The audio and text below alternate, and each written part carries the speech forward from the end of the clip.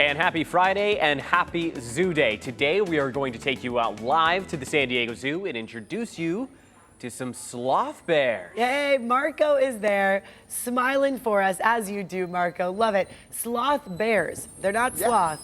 So are they bears? Important question. They are bears. They Okay. are called the sloth bear, mainly because they had an appearance of a sloth. But not only any sloth bear. Look right now, you guys. Look what we're showing you. You are seeing our female sloth bear, Shala, with her brand new 4-month-old cubs. And right now you're looking at Shihani, which means magic, right? And shine, and also Kumar, which means prince. Aren't they just the most beautiful bears you've ever seen? Those are so cool. I love that hill right there with all the bears. It's one of my favorite parts of the zoo, just to go in and see all the different bears. Marco, what sets maybe this set of bears apart from maybe some of the bears we see here in North America?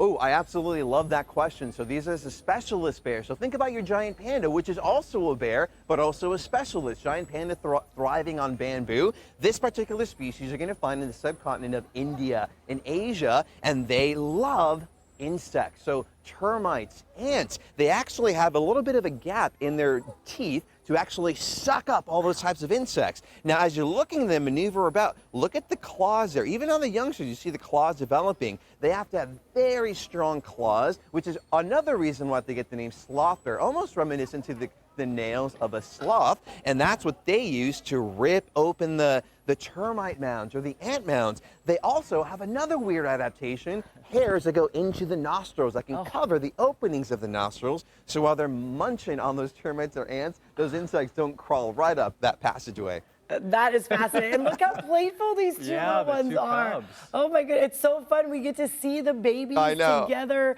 frolicking around. It looks like they're searching for something, Mark. I'm assuming termites around there.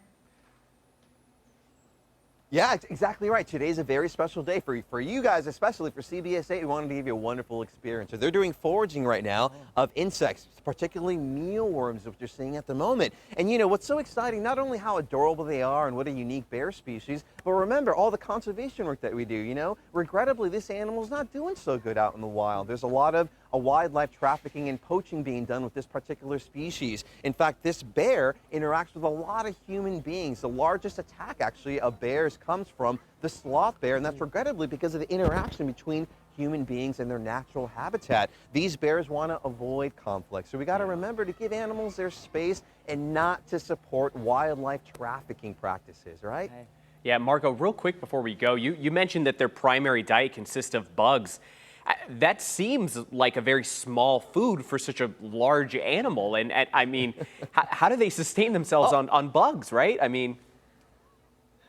Yeah, I totally get it. But, you know, bears as a whole are omnivores, except for maybe the panda bear thriving on bamboo, which also has a lot of protein, but also our grizzly bear, North American bear. During the summer, a grizzly bear is going to eat over 3,000 different types of moths to help survive throughout that year. Wow. Insects pack a punch. And we really got to also give our love and appreciation for all the insects in the world that a big animal like a sloth bear or a grizzly bear is relying on those smaller invertebrates, right? So a reminder that we're all interconnected, from the smallest little animal to the biggest, right? They serve Circle of life. such a huge purpose. We don't need to call Terminex because there are sloth bears out in nature. Thank you very much, Marco. Thank you, Marco. Have a good weekend. It looks like a busy day at the safari park and stay the zoo. wild. Of course. Yes, stay wild, Marco. You too. A great view that we get to see. Yeah, we have a lot more straight ahead, so do not go anywhere. The CBS 8 News Live at noon is next.